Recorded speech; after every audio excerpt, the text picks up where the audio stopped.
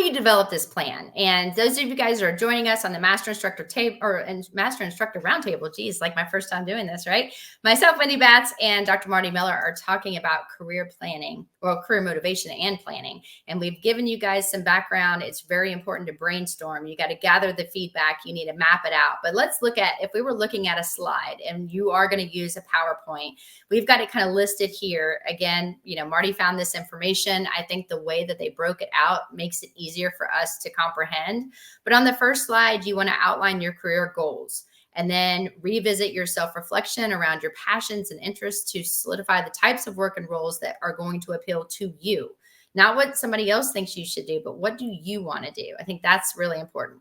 Then on the second slide, you're going to think about this, or if you're using, like you said, Marty, you journal, so you can do this on paper, but you want to list out the skills that you already have. And then you want to put like another column on the ones that you need to achieve in order to ultimately be able to be successful with what you want to do. And so you're going to refer back to the feedback that you received. You're going to also think about your strengths. And then at that point, you also need to look for what areas can you improve on. And that's when you're going to start thinking about, okay, here's my kind of need to do list, if you will. So then when you get to your third slide, that's where you're going to write down the development activities that you need to plan to pursue over the next 5 years. If you decide that you want to get a master's degree, are you going to go to a university that may take 3 years? Are you going to go somewhere like Penn West that takes you 1 year? Are you going to go and try to get your doctorate? And if so, in what?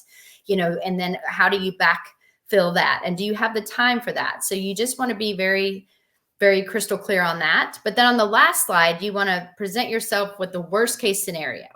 Think about all the possible challenges and obstacles that might prevent you from achieving that goal.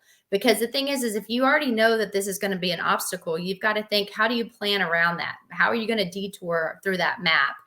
Or is it something that's going to halt you and you know that you're not going to be able to achieve this goal in this short amount of time? And maybe that 5 year now goes to your 10 year. So I know personally there are certain things I want to do, but I also have a 7-year-old and I'm not going to miss out on his baseball or his activities because I only get to do this once. And so that's more important. Family is more important than certain things that I might want to do in my career.